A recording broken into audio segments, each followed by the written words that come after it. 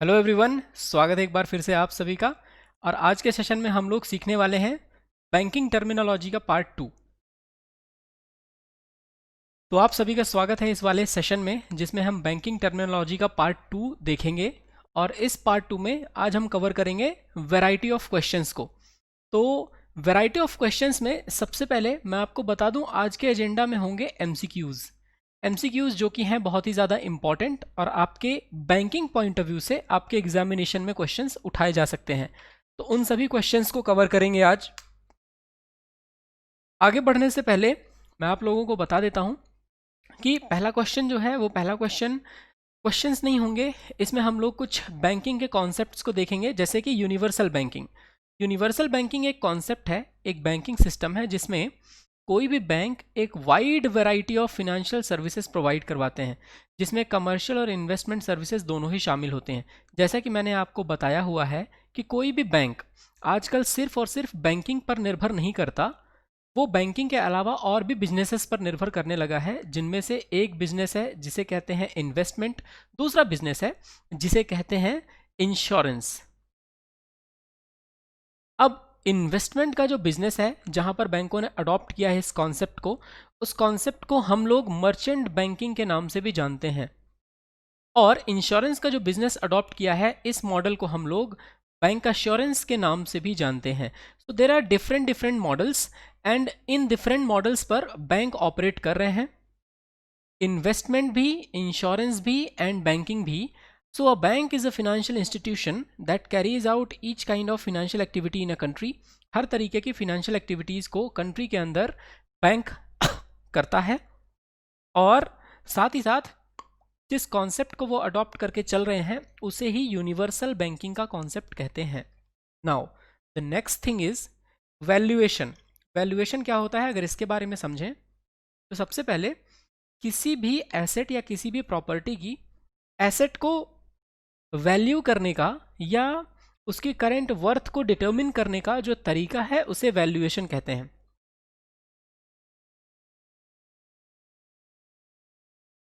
जैसे एग्जाम्पल के तौर पर मान लीजिए आपके पास कोई बाइक है और इस बाइक को आप बेचना चाहते हो।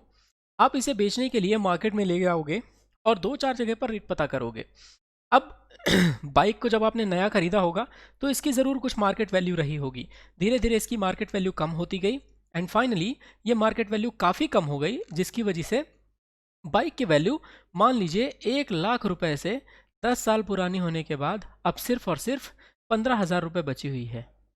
15,000 रुपये ये जो आपने वैल्यू अपनी बाइक की लगाई, this is called valuation.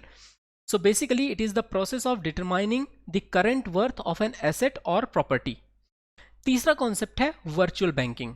Virtual banking एक ऐसा कॉन्सेप्ट या ऐसा बैंकिंग टर्म है जिसमें बैंक ब्रांच को बिना विजिट किए हुए अगर आप बैंकिंग एक्टिविटी करते हो तो वर्चुअल बैंकिंग का कॉन्सेप्ट कहलाता है। यानी सारे के सारे ट्रांजैक्शंस वेब के ज़रिए, ईमेल के ज़रिए, मोबाइल चेक डिपॉजिट के ज़रिए, एटीएम मशीन्स के ज़रिए जो कुछ भी आप करते हैं, ये वर्चुअल बैंकिंग का कॉन्सेप्ट कहलाता है। And now the thing is कि आपको सिर्फ और सिर्फ बैंक ब्रांच को विजिट करना अवॉइड करना है। Once you avoid it, you basically do it through. Now आगे बढ़ते हैं एंड नेक्स्ट क्वेश्चन को हम लोग डिस्कस करते हैं। कॉन्सेप्ट ये है होलसेल बैंकिंग।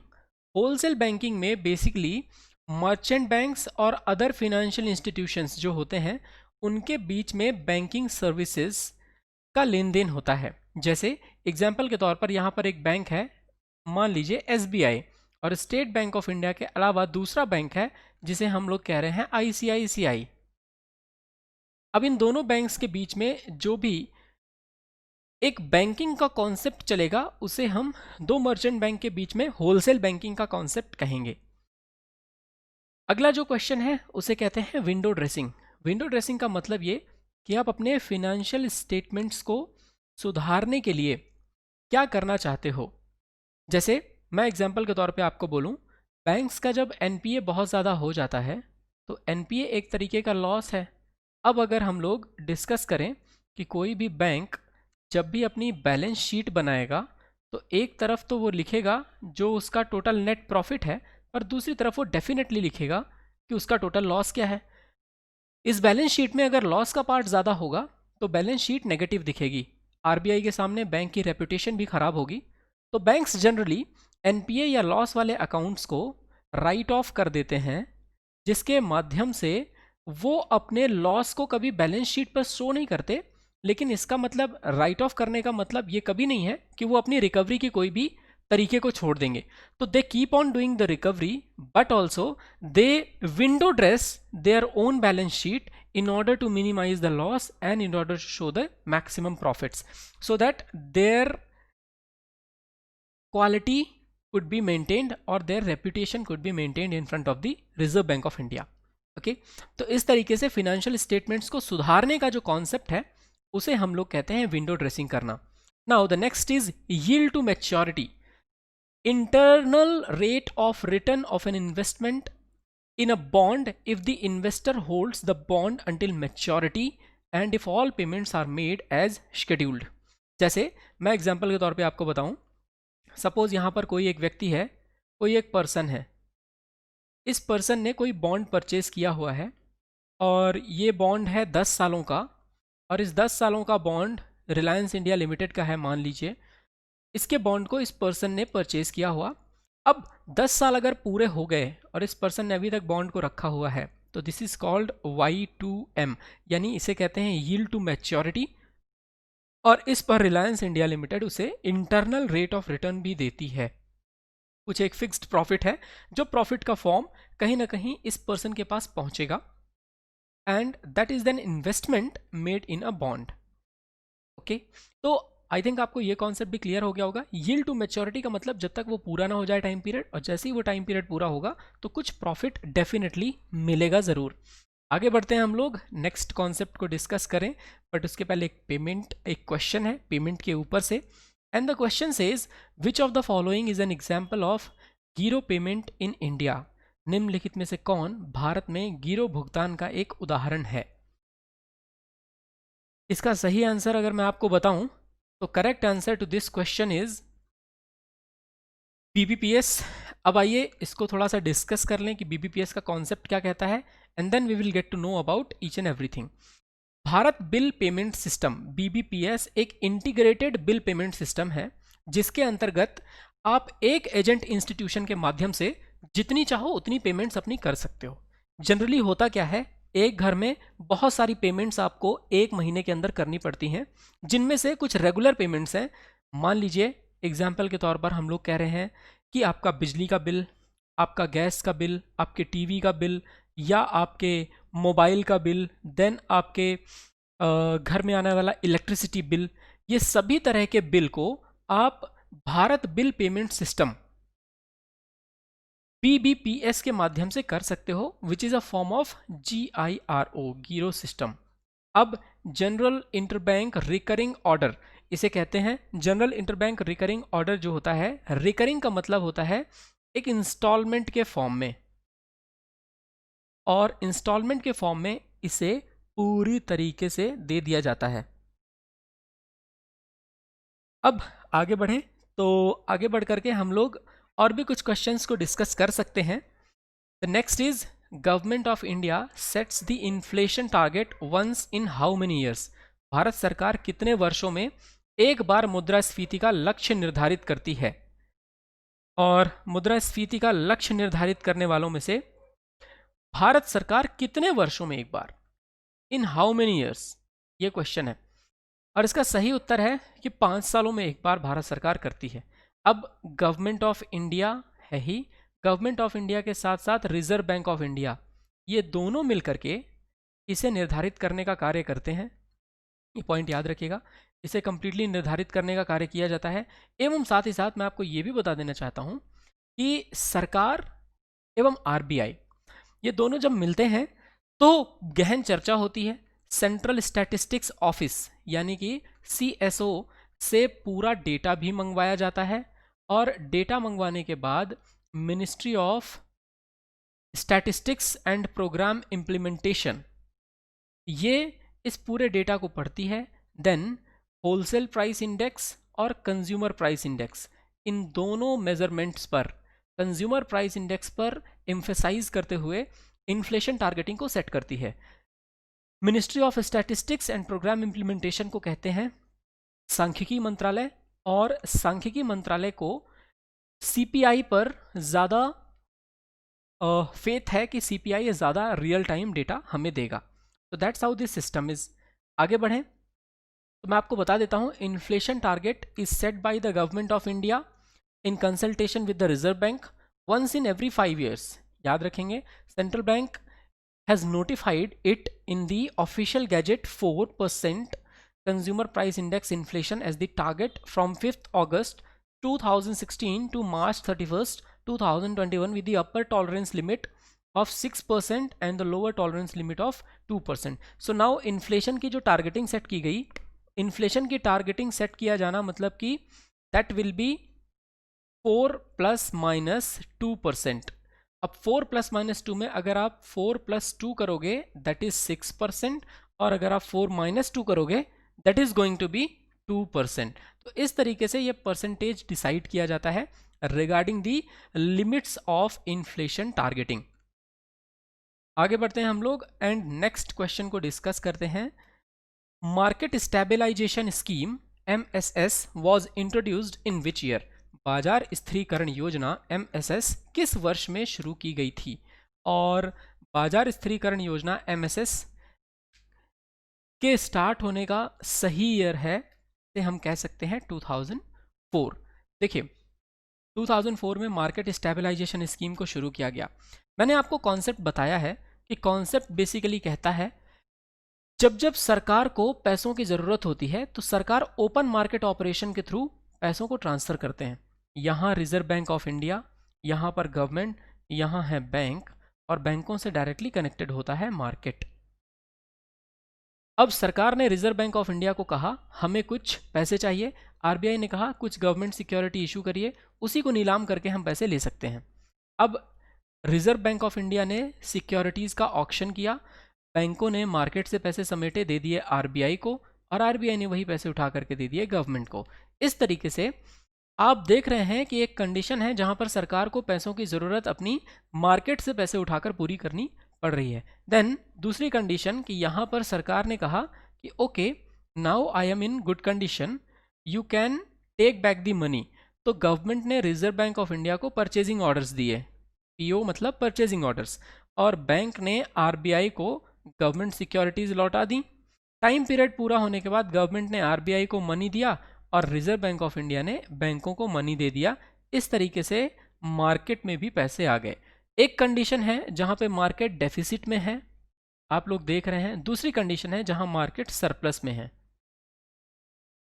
और ये डेफिसिट और सरप्लस दोनों ही क्यों हो रहे हैं, क्या उसके पीछे रीजन है, ये भी मैं आपको बता देता हूं।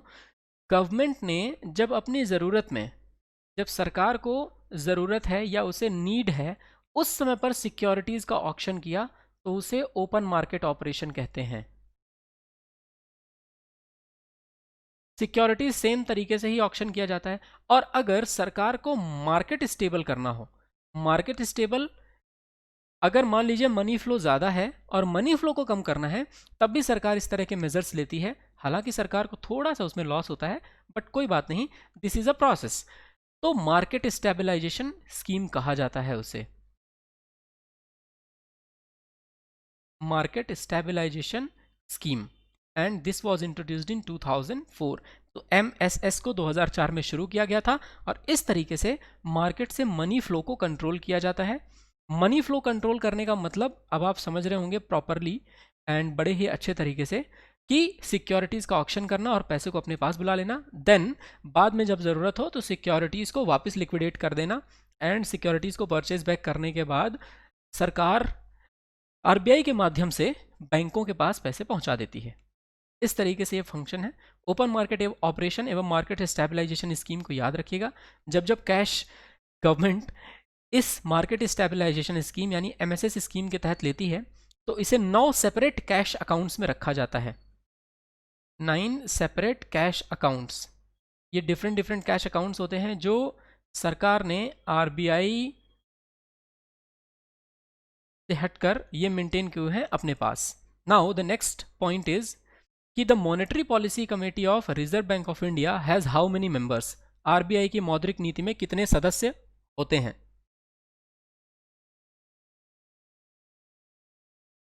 और इसका सही उत्तर है कि आरबीआई की मौद्रिक नीति समिति में, आरबीआई की मॉनेटरी पॉलिसी कमेटी में 6 मेंबर्स होते हैं, एंड दो 6 members are basically 3 from the government and 3 from the RBI. 3 government की तरफ से होते हैं और 3 रिजर्व बैंक ऑफ इंडिया की तरफ से। देखिए, अगर हम लोग बात करें कि गवर्नमेंट की तरफ से किसे किसे अपॉइंट किया गया है, तो as of now we are talking about 29 December 2020 Ashima Goyal ji को अपॉइंट किया गया था 4 सालों के टर्म के लिए सरकार की तरफ से to the reserve bank of India monetary policy committee. Shashank Bhide साहब को अपॉइंट किया गया था गवर्नमेंट की तरफ से to the reserve bank of India की monetary policy committee, and Jayant Varma साहब को भी अपॉइंट किया गया था from the government to the monetary policy committee of the reserve bank of India. Ashima Goyal जो हैं ये पीएम की इकोनॉमिक एडवाइजरी काउंसिल पीएमईएसी की एक प्रोफेसर हैं जो कि इकोनॉमिक्स को पढ़ाती हैं Indira Gandhi institute for development research में। शशांक भिड़े साहब एक सीनियर एडवाइज़र हैं रिसर्च प्रोग्राम्स में और national council of applied economic research में एडवाइज़र के तौर पर कार्य करते हैं। जयंत वर्मा साहब फाइनेंस और अकाउंटिंग एरिया के प्रोफेसर हैं आईआईएम अहमदाबाद में। इन तीनों लोगों को पद दिए गए हैं, मॉनेटरी पॉलिसी कमेटी में इन्हें मेंबरशिप दी गई है। आरबीआई के जो गवर्नर होते हैं वही आरबीआई के चेयरपर्सन होते हैं, एंड बाकी 2 डिप्टी गवर्नर इस पद पर तैनात होते हैं। तो इस तरीके से 6 लोगों की टीम को लीड करने वाले होते हैं रिजर्व बैंक ऑफ इंडिया के गवर्नर। आगे बढ़ते हैं हम लोग एंड नेक्स्ट क्वेश्चन को डिस्कस करते हैं। Ways and means advances WMA is provided by. Ways and means advances किसके द्वारा प्रदान किया जाता है?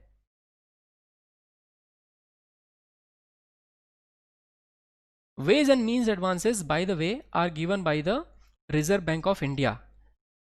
रिजर्व बैंक ऑफ इंडिया की तरफ से ways and means advances provide करवाए जाते हैं। आइए समझ लें कि आखिर WMA होता क्या है। एक तरीके से शॉर्ट टर्म बोरोइंग है। जब भी कोई स्टेट शॉर्ट टर्म के लिए बोरो करता है या सेंट्रल गवर्नमेंट शॉर्ट टर्म के लिए बोरो करती है तो उसे कहते हैं ways and means advances. Basically WMA 2 तरीके से डिवाइडेड है। पहला है नॉर्मल WMA, दूसरा है special drawing facility. Special WMA बोलते हैं उन्हें। जो स्पेशल WMA है उनमें interest rate basically repo rate से 1% कम होता है, और जो नॉर्मल WMAs होते हैं उसमें इंटरेस्ट रेट रेपो रेट के बराबर होता है। शॉर्ट टर्म की फैसिलिटी का मतलब कि 90 दिनों तक के लिए ये फैसिलिटी प्रोवाइड करवाई जाएगी, और अगर 90 दिनों तक किसी भी स्टेट ने रिजर्व बैंक ऑफ इंडिया को पैसे वापस नहीं किए तो फिर उस पर ओवरड्राफ्ट की फैसिलिटी के तहत उसे लोन को मान लिया जाएगा। इंटरेस्ट रेट जो होगा वो रेपो रेट प्लस 2% हो जाएगा, और WMA की लिमिट से ओवरड्राल जो हो सकता है मैक्सिमम 5 वर्किंग डेज हो सकता है। आई होप ये पॉइंट आपको कंप्लीटली क्लियर हो गया होगा। Now the thing is, in next question को हम लोग डिस्कस करते हैं।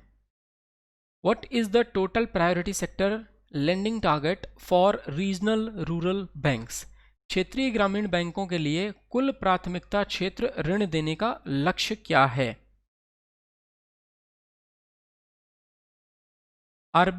RRBs lend how much of their total ANBC under the priority sector?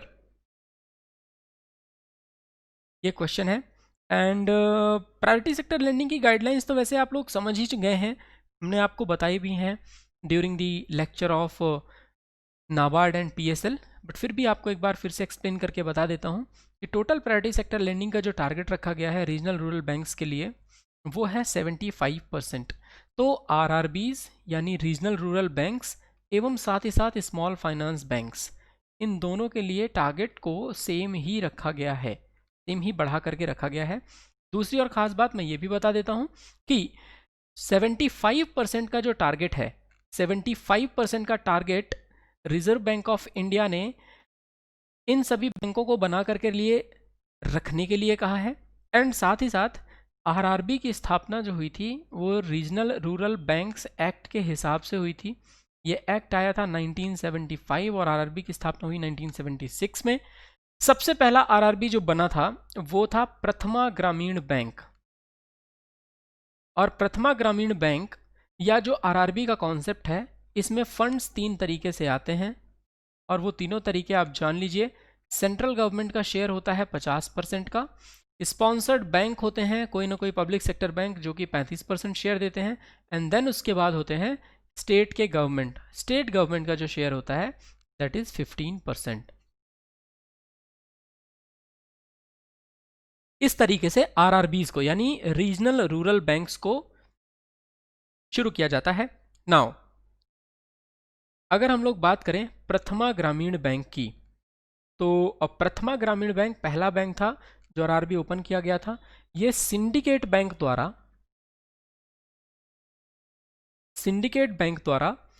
प्रदत्त था। और प्रथमा ग्रामीण बैंक में एक खास बात और बता देता हूं मैं आपको, दैट इज कि इसकी लोकेशन थी मुरादाबाद। तो the correct answer to this question is number 3। As you know 75% total priority sector lending का लक्ष्य रखा गया है। अगला जो क्वेश्चन है वो ये कि banks board bureau BBB has how many members. Bank board bureau BBB में कितने सदस्य हैं?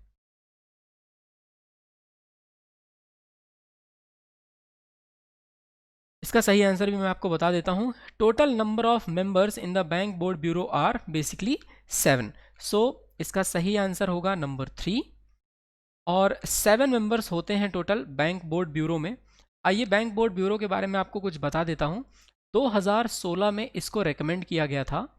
2016 में गवर्नमेंट ने एक कमेटी तो पहले ही बनाई थी, बीबीबी को रेकमेंड किया था पीजे नायक कमेटी ने, और भानु प्रताप शर्मा जो हैं करंट चेयरमैन हैं बैंक बोर्ड ब्यूरो के। इनका काम है कि सबसे पहले सरकारी बैंकों के चीफ का सिलेक्शन करना, फिनेंशियल इंस्टीट्यूशंस के चीफ का सिलेक्शन करना, ताकि कैपिटल रेजिंग प्लान्स को अच्छे तरीके से इंप्लीमेंट किया जा सके और साथ ही साथ स्ट्रेटजीज डेवलप की जा सकें जिसके तहत हम ज़्यादा से ज़्यादा फंड्स लाएंगे। अपॉइंटमेंट को ज़्यादा से ज़्यादा बढ़ाना, रिकमेंडेशंस देना ताकि टारगेट्स को बढ़ाया जा सके। नॉन एग्जीक्यूटिव चेयरमैन जो भी होते हैं पब्लिक सेक्टर बैंक्स के, उन नॉन एग्जीक्यूटिव चेयरमैन्स को भी लाया जा सके, और बैंक को मर्ज करने के लिए और उनको कंसोलिडेट करने के लिए भी गाइड करने का काम बैंक बोर्ड ब्यूरो के माध्यम से ही होता है।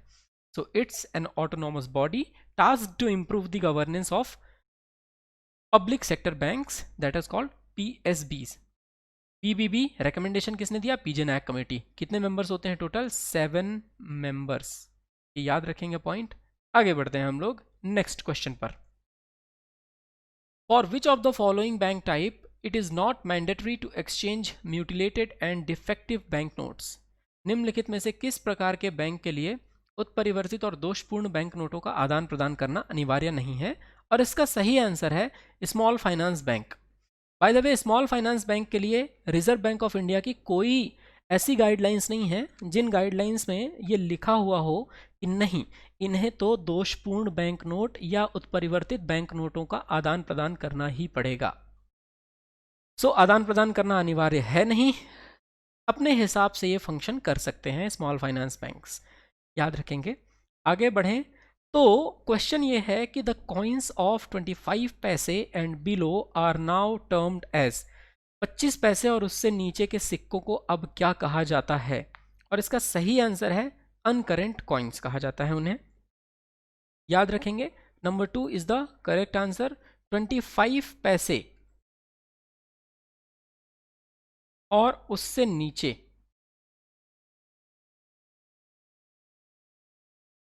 अच्छा, इसमें स्मॉल पॉइंट्स का भी कॉन्सेप्ट है। 50 पैसे और 50 पैसे से नीचे जितने भी कॉइन्स हैं उन सभी कॉइन्स को स्मॉल कॉइन्स भी कहा जाता है, और 25 पैसे एवं उससे नीचे के सिक्कों को अनकरेंट कॉइन्स कहा जाता है। याद रखिएगा यहाँ पर ये कॉन्सेप्ट जरूर, ये आपको याद होना चाहिए। आगे बढ़ते हैं नेक्स्ट। आप देख लें uncurrent coins, the coins of 25 paise and below issued from time to time cease to be the legal tender for payments as well as accounts with effect from June 30, 2011 in terms of the Gazette Notification number 2529 dated December 28, 2010 issued by the Government of India. Then the next question is, the World Bank has how many arms? The question is, विश्व bank के कुल कितने अंग हैं? World bank has how many arms? देखिए, तो इसका सही उत्तर है नंबर 3, यानी कि उसके 5 ऑर्गेनाइजेशंस हैं। और पांचों ऑर्गेनाइजेशंस का अगर हम नाम देखें तो सबसे पहले International Bank for Reconstruction and Development IBRD, International Development Association IDA, the International Finance Corporation IFC, the Multilateral Investment Guarantee Agency MIGA and the International Centre for Settlement of Investment Disputes ICSID। इस तरीके से total 5 branches हैं which are the branches of World Bank. आगे बढ़ते हैं, next question को discuss करते हैं। What step will the bank take if a customer deposits और exchanges a counterfeit note on the counter of the bank. यदि कोई ग्राहक बैंक के काउंटर पर नकली नोट जमा या एक्सचेंज करे तो बैंक क्या कदम उठाएगा? इसके 5 ऑप्शंस हैं। Exchange the bank note with suitable denomination, impound the counterfeit notes, exchange the banknote and inform the local police about the counterfeit note, return the banknote और none of the above। By the way, अगर हम बैंकों के orders की बात करें तो बैंकों को सीधे ऑर्डर्स हैं कि एज सच कोई भी अगर एक्टिविटी होती है तो उस एक्टिविटी के लिए सबसे बेस्ट ऑप्शन यही है कि आप उसको इम्पाउंड कर दीजिए, यानी कि जो भी बैंक नोट हो उस बैंक नोट को तुरंत फाड़ के फेंक दीजिए ताकि वो दोबारा सर्कुलेशन में ना आए या कोई भी उससे धोखा ना खाए। तो काउंटरफिट नोट को इम्पाउंड करने का जो काम होता है that is done by the bankers, जो भी वहां पर कैशियर्स होते हैं या जो काउंटर पर बैठे हुए लोग होते हैं। चलिए आगे बढ़ते हैं और आगे बढ़ करके नेक्स्ट क्वेश्चन को डिस्कस करते हैं। Central repository of information on large credits क्रिल्क हैज़ बीन कंस्टिट्यूटेड बाय। क्रिल्क किसके द्वारा गठित किया गया है? और इसका भी सही आंसर आपको बता देते हैं। क्रिल्क को किसने गठित किया है? क्रिल्क किसके द्वारा गठित किया गया है? इसका सही उत्तर है कि क्रिल्क को गठित किया है रिजर्व बैंक ऑफ इंडिया ने। बट बिफोर हम क्रिल्क के बारे में जाने, हम साथ ही साथ आपको ये भी बता देना चाहते हैं कि आप लोगों ने सिबिल के बारे में पढ़ा है, credit information bureau of India limited. CIBIL 300 से 900 के बीच में एक स्कोर देता है, जो स्कोर किसी भी कस्टमर के लोन के रीपेमेंट एवं क्रेडिट कार्ड के बिल भरने पर होता है। यानी जब भी कोई डेट फैसिलिटी आप किसी बैंक से लेते हैं तो कितनी जल्दी आप उसे रीपे करते हैं या टाइम पीरियड के अंदर आपकी कभी कोई EMI बाउंस नहीं होती, इस बात पर सेंट्रल जो repository information on large credits है एवं सिबिल हैं, ये दोनों ही आपको कोड्स देते हैं। नाउ ये 900 से 300, 900 का मतलब अच्छा, बेहतर,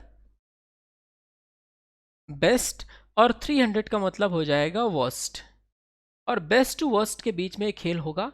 900 से जैसे जैसे आप नीचे आते जाएंगे वैसे वैसे आपका सिबिल स्कोर खराब माना जाएगा। नाउ सिबिल स्कोर इसलिए बहुत ज़्यादा ज़रूरी है क्योंकि जब भी कोई बैंक आपको लोन देता है सबसे पहले वो सिबिल स्कोर को ही चेक करता है। एंड सिबिल स्कोर मैक्सिमम 900 तक जा सकता है, मिनिमम 300 तक। पर यदि आपका 850, 700, 850, 800 या अगर 750 तक भी है तो भी बैंक को कोई दिक्कत नहीं होती। बट अगर 750 से नीचे है, लाइक 300, 400, 500, 600 की रेंज में है, तो बैंक्स को प्रॉब्लम होती है किसी भी व्यक्ति को लोन देने में, बिकॉज उसकी क्रेडिट अच्छी नहीं है, ऐसा बैंक मानता है।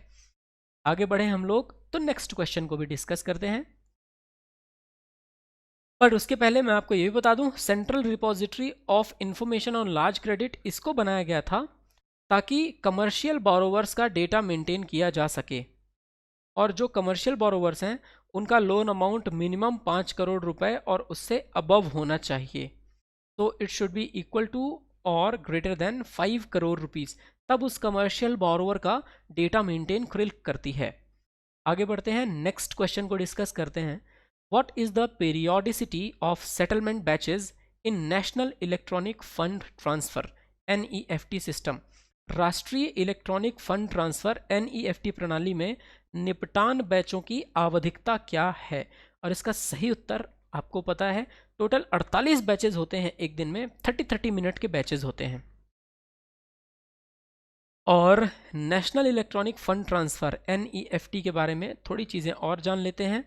नेशनल इलेक्ट्रॉनिक फंड ट्रांसफ़र को इंट्रोड्यूस किया गया था सरकार द्वारा रिजर्व बैंक ऑफ इंडिया के माध्यम से 2005 में। सो RBI introduced in 2005।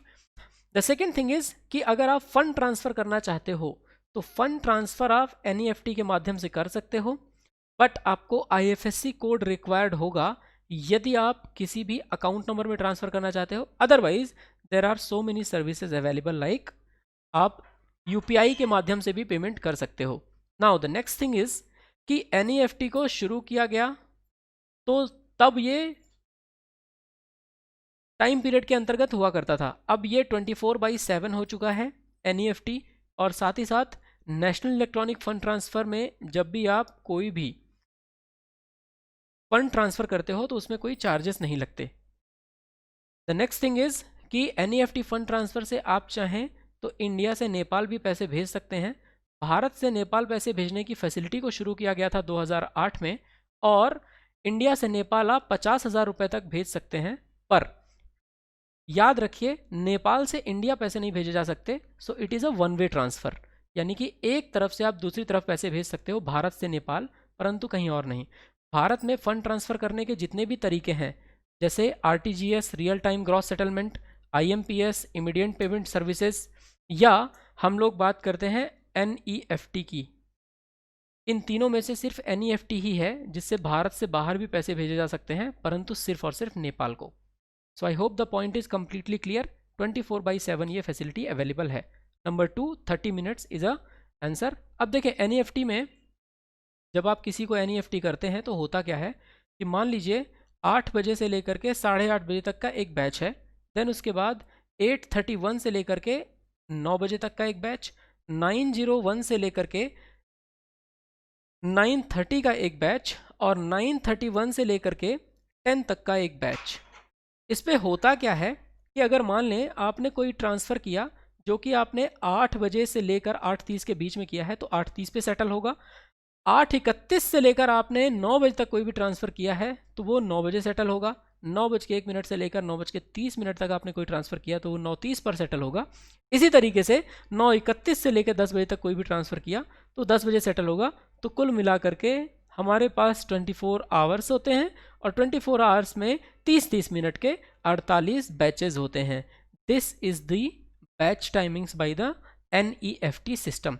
National electronic fund transfer कहते हैं इसे। आगे बढ़ते हैं, नेक्स्ट डिस्कशन करते हैं। ये आप देख सकते हो यहाँ पर एक डिफरेंस इंट्रोड्यूस किया गया है। अवेलेबल 24/7 ये भी है, अवेलेबल 24/7 ये भी है, और अवेलेबल 24/7 ये भी है। हाफ आवरली बेसिस पे सेटलमेंट टाइप होता है NEFT में, रियल टाइम में होता है RTGS और IMPS में। RTGS में मिनिमम लिमिट 2 लाख रुपए की है, जबकि IMPS की मैक्सिमम लिमिट 2 लाख रुपए की है। IMPS के चार्जेस लगते हैं, जबकि RTGS और NEFT करने का कोई चार्ज नहीं लगता। मैक्सिमम ट्रांसफर वैल्यू कोई लिमिट नहीं है, परंतु IMPS में 2 लाख की है। NEFT को ऑफलाइन और ऑनलाइन दोनों कर सकते हो RTGS NEFT को, बट सिर्फ IMPS को ऑनलाइन ही कर सकते हो। मिनिमम ट्रांसफर वैल्यू 1 रुपये NEFT और IMPS के लिए, जबकि RTGS के लिए मिनिमम ट्रांसफर वैल्यू 2 लाख रुपए होनी चाहिए। आगे बढ़ते हैं हम लोग एंड देन डिस्कस करते हैं नेक्स्ट क्वेश्चन को। CISBI portal is owned by, CISBI portal किसके स्वामित्व में है?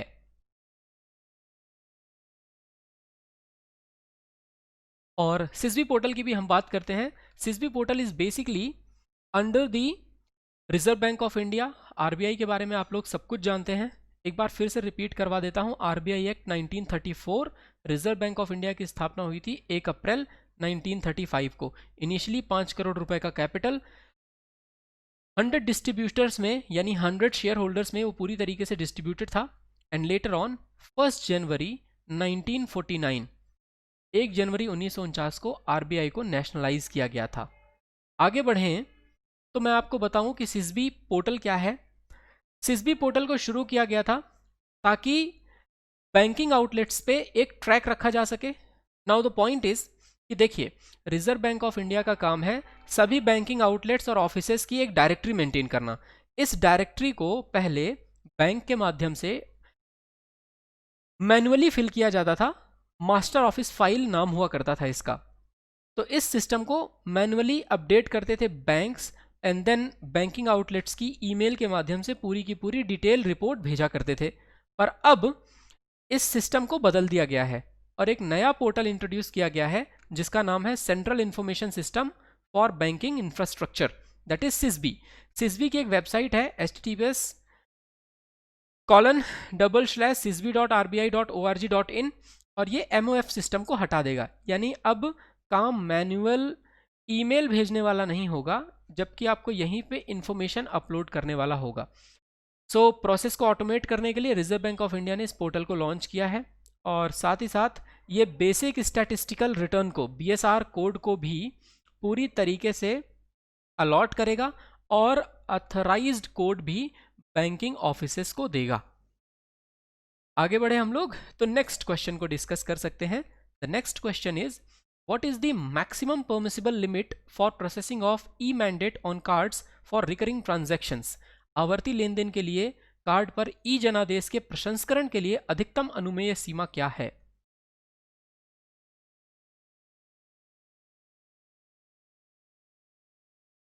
और इसका सही आंसर भी मैं आपको बता सकता हूं। The correct answer to this question is 2000 rupees, maximum permissible limit for processing of e mandate on cards for recurring transactions. देखिए, रिकरिंग ट्रांजैक्शंस जब भी आप करते हैं, रिकरिंग का मतलब होता है एक तरीके से इंस्टॉलमेंट। इंस्टॉलमेंट EMI के फॉर्म में जाती रहती है और ई मैंडेट के माध्यम से 2000 रुपए मैक्सिमम इंस्टॉलमेंट भेजे जा सकते हैं। The next is which are the loans that the borrower has defaulted in repayment और where the loan has been restructured. वे कौन से ऋण हैं जिन्हें उधारकर्ता चुकौती में चूक गया है या जहां ऋण का कोई पुनर्गठन किया गया है? इसका सही उत्तर है स्ट्रेस्ड एसेट। देखें, मैंने आपको कहा कि जब भी किसी बैंक को कस्टमर ने लोन देना होता है, इट्स अ बेसिक थिंग कि इस पर रिस्क इन्वॉल्व है।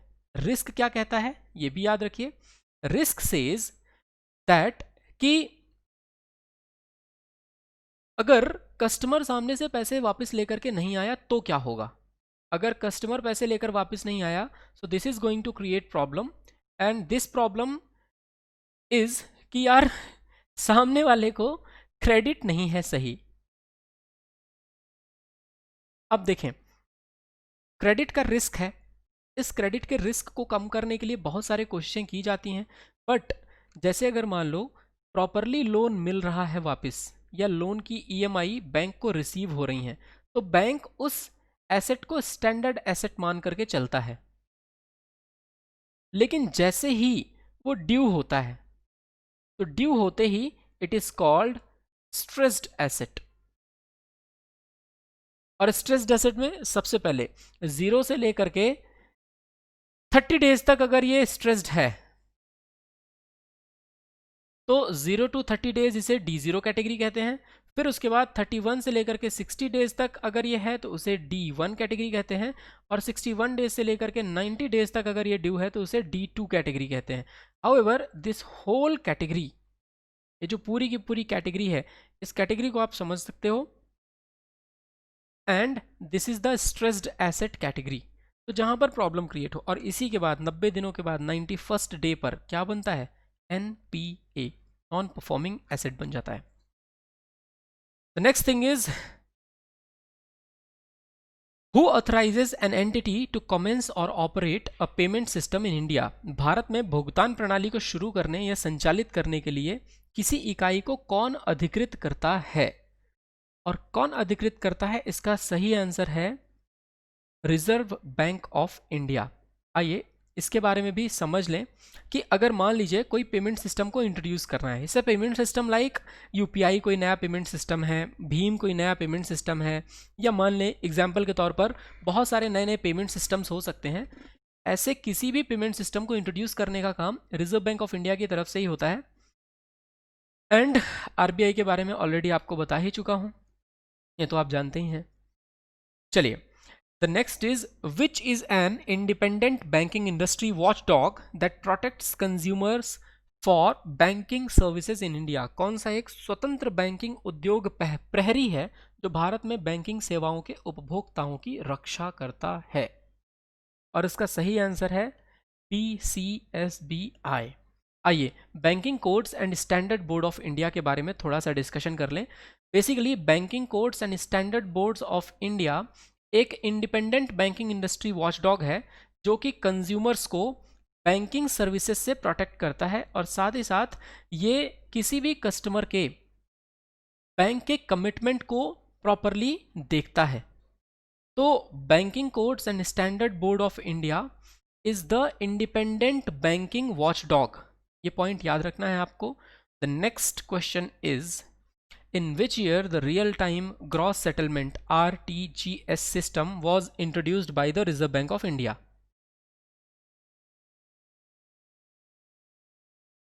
रिजर्व बैंक ऑफ इंडिया के द्वारा RTGS प्रणाली किस वर्ष में शुरू की गई थी?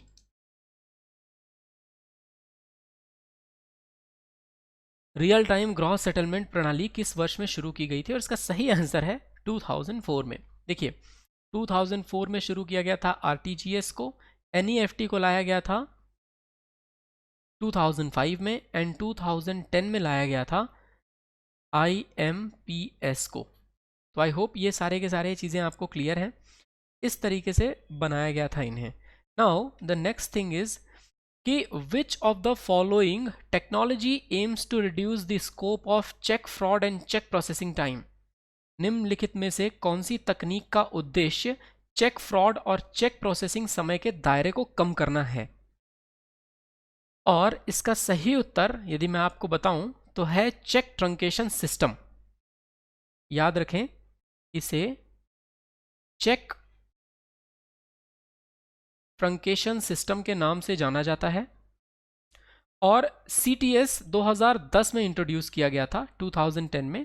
देखो पहले क्या होता था और नाउ क्या होता है।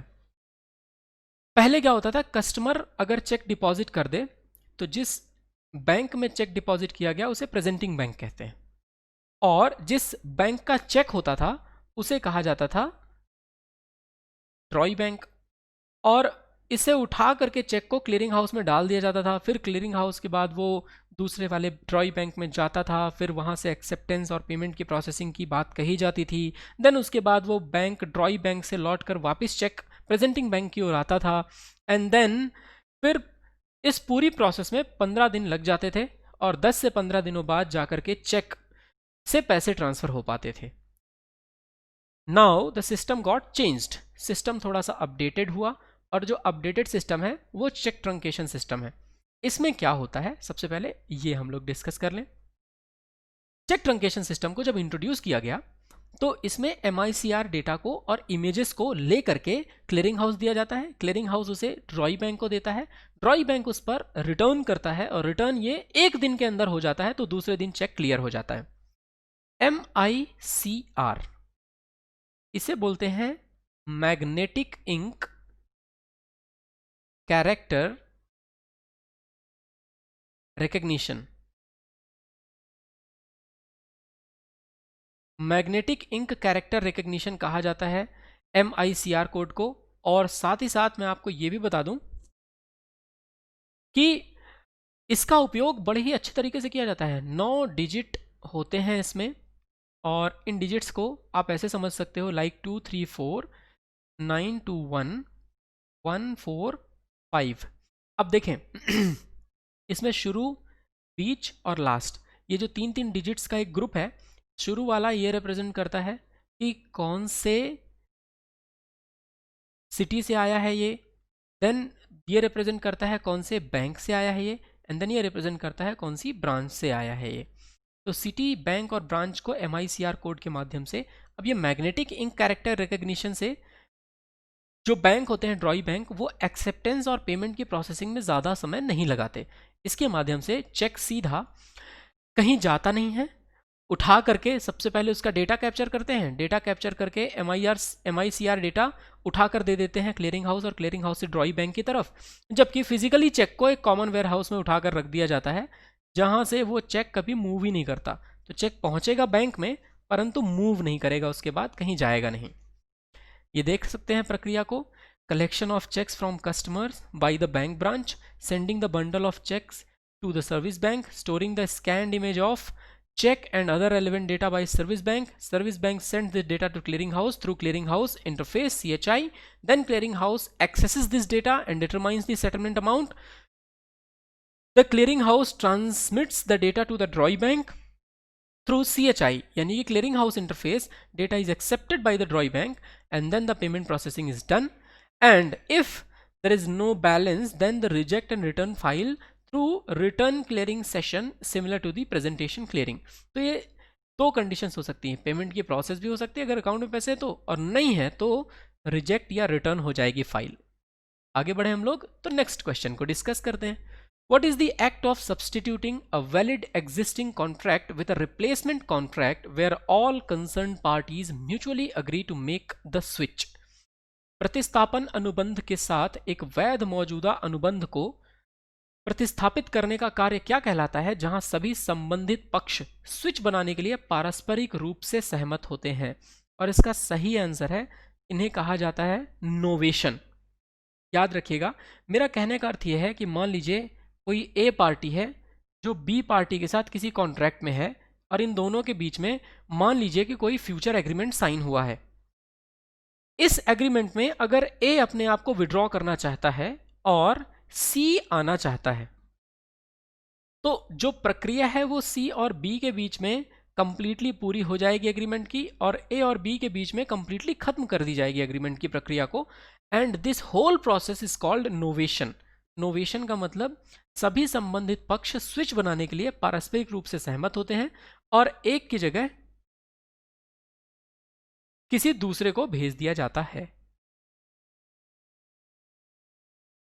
चलिए अब आगे बढ़ते हैं और आगे बढ़कर डिस्कस करते हैं अगले क्वेश्चन को. बट नोवेशन के बारे में याद रखिए, novation is the replacement of a contract between two counter parties.